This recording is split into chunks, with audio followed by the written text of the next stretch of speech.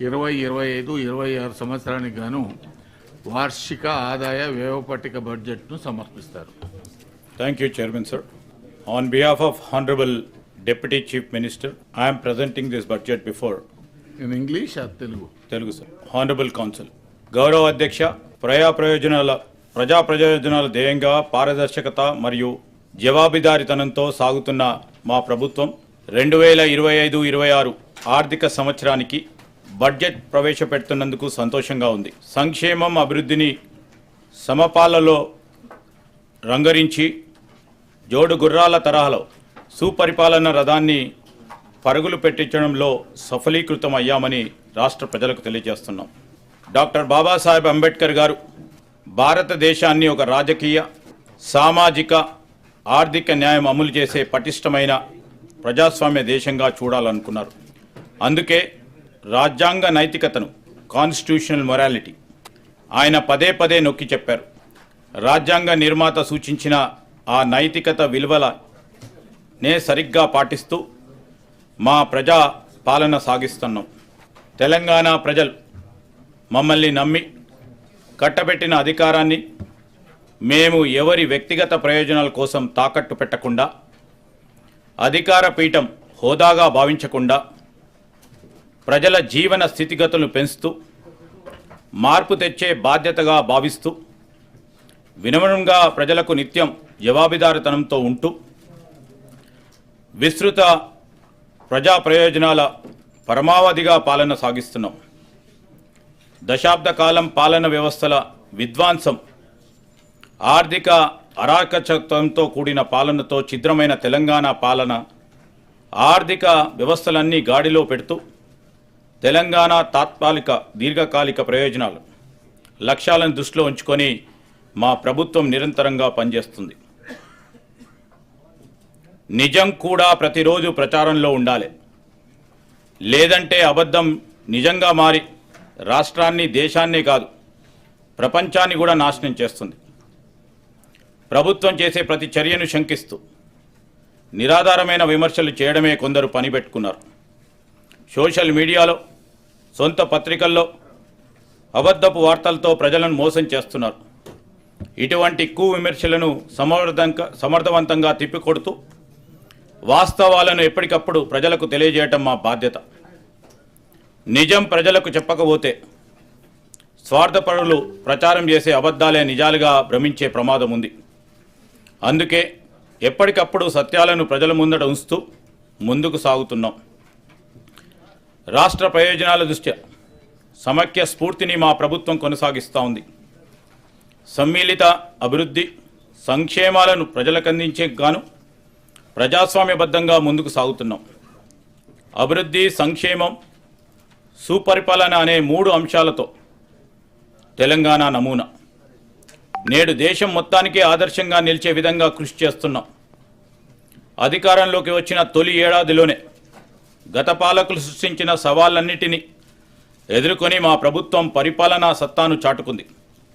అయితే అదే సమయంలో లోకసభ ఎన్నికలు రావడం, ఎన్నికల నియమావళి అమలులో ఉన్నందున అభివృద్ధి పనులకు కొంత విరామం ఏర్పడ్డది. తెలంగాణ రాష్ట్ర దీర్ఘకాలిక అభివృద్ధి లక్ష్యాల సాధనకు మా ప్రభుత్వం కట్టుబడి ఉంది. గౌరవ ముఖ్యమంత్రి శ్రీ రేవంత్ రెడ్డి గారి నాయకత్వంలో తెలంగాణ రైజింగ్ 2050 అనే ప్రణాళికతో మా పాలనని ముందుకు నడిపిస్తున్నాం.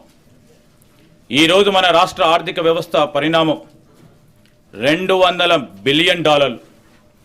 రాబోయే 10 ఏళ్ల కాలంలో దీన్ని 5 రెట్లు అభివృద్ధి చేసి $1000 బిలియన్ అంటే $1 ట్రిలియన్ వ్యవస్థగా రూపాంతరం చెందే దిశగా మా కార్యాచరణ ఉంటుంది.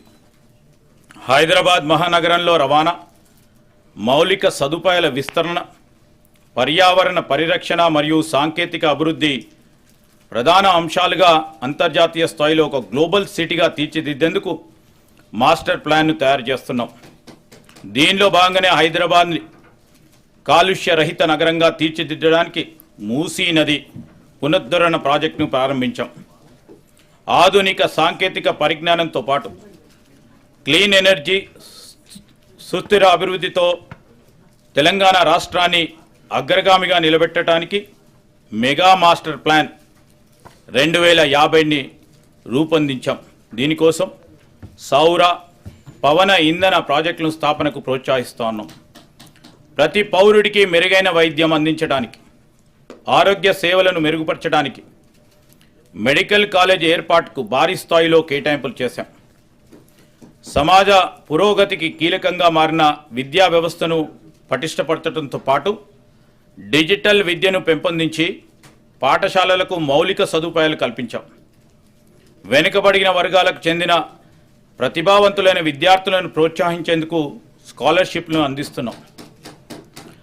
రైతుల సంక్షేమమే ప్రాధాన్యంగా పనిచేసే మా ప్రభుత్వం రాష్ట్ర రైతాంగానికి ఎప్పటికప్పుడు స్వల్పకాలిక, దీర్ఘకాలిక సహాయాన్ని అందిస్తూ ఆధునిక వ్యవసాయ విధానాలను ప్రోత్సహించేందుకు సబ్సిడీలు, ప్రత్యేక ఇన్సెంటివ్లను అందిస్తున్నాం. మార్కెట్లో సరైన మద్దతు ధర అందేలా చర్యలు తీసుకోవడంతో పాటు మార్కెట్ యార్డులలో రైతుల కోసం అనేక సదుపాయాలను కూడా కల్పిస్తున్నాం.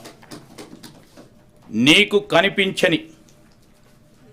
కనిపించిన బలహీనుడైన నిరుపేద ముఖాన్ని గుర్తు తెచ్చుకో.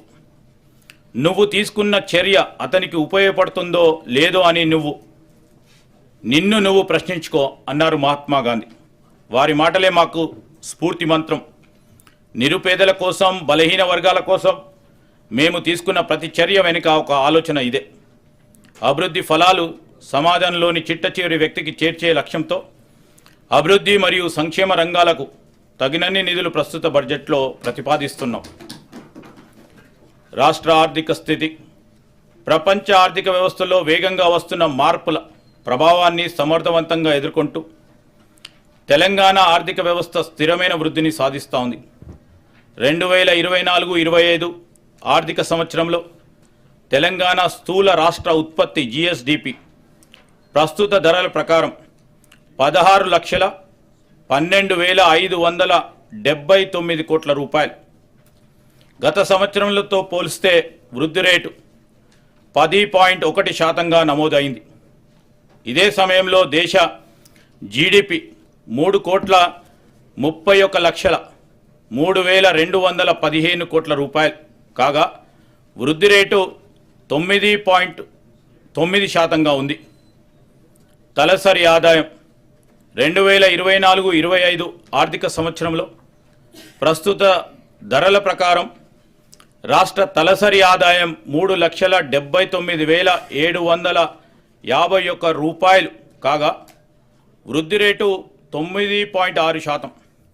దేశ తలసరి ఆదాయం 2,05,579 రూపాయలు కాగా వృద్ధి రేటు 8.8%. దేశ తలసరి ఆదాయంతో పోలిస్తే తెలంగాణ తలసరి ఆదాయం 1,74,172 రూపాయలు, అంటే 1.8 రేట్లు ఎక్కువగా ఉంది. 2024-25లో తెలంగాణ జోడింపబడిన స్థూల విలువలో GSVవే సేవారంగం 66.3%, పారిశ్రామిక రంగం 16.4% మరియు వ్యవసాయ అనుబంధ రంగాలు 17.3% వాటాను కలిగి ఉన్నాయి. వ్యవసాయ అనుబంధ రంగాలు GSDPలో తక్కువ వాటా కలిగి ఉన్నప్పటికీ రాష్ట్ర మొత్తం శ్రామిక రంగంలో 42.7% మందికి ఉపాధి కల్పిస్తున్నాం. ఉచిత కరెంటు, రైతు భరోసా, పంట రుణమాఫీ, నీటిపారుదల ప్రాజెక్టులపై పెట్టుబడులు వంటి ప్రభుత్వ పథకాలు రైతాంగానికి ఆత్మవిశ్వాసాన్ని పెంపొందించాయి.